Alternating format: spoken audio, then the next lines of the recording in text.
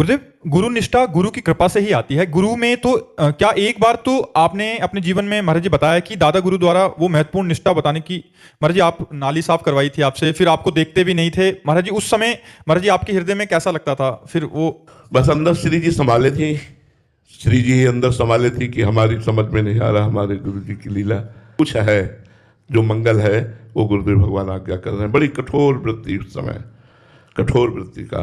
तो गुरुजन कभी कभी कठोर वृत्ति भी धारण करते हैं। बस हमको इतना ही विश्वास रखना है कि डॉक्टर है, वो चीर फाड़ या कुछ भी तो हमें एक धैर्य रहता है कि कष्ट तो हो रहा है पर हमारा मंगल हो रहा है, क्योंकि डॉक्टर जो है चीर फाड़ वही करेगा जो हमें नुकसान देने वाला है।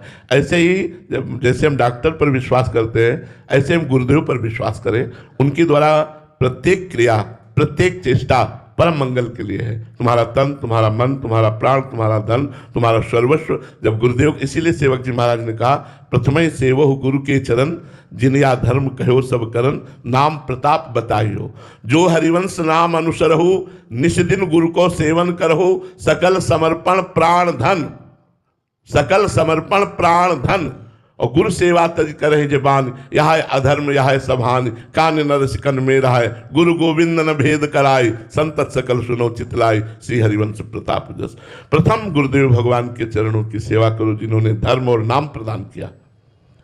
गुरुदेव भगवान को सकल समर्पण प्राण धन, सर्वस्व समर्पित करके उनकी आज्ञा पर हम चल रहे हैं। गुरु और गोविंद में अभेद भाव रखते हुए जो चल, कृतार्थ हो गए यार, जीते जी कृतार्थ हो गए। पर वो अभिमान जो है, देहाभिमान, बुद्धि अपनी चलती है तो देहाभिमान और बुद्धि ये स्वीकार नहीं करती कि गुरुदेव ऐसा, गुरुदेव जैसा आज्ञा करे, बिना ही विचार करी शुभ जानी। गुरुदेव जैसी आज्ञा, जो भावे सो करो, मैं आपका दास हूं। जैसे कुम्हार को मिट्टी समर्पित हो जाती है, वो मार रौंदता है, पीटता है, गूंदता है, चाक पे चढ़ाता है, सुखाता है, फिर आवे पे तपाता है, तब जाके पात्र बन पाता है।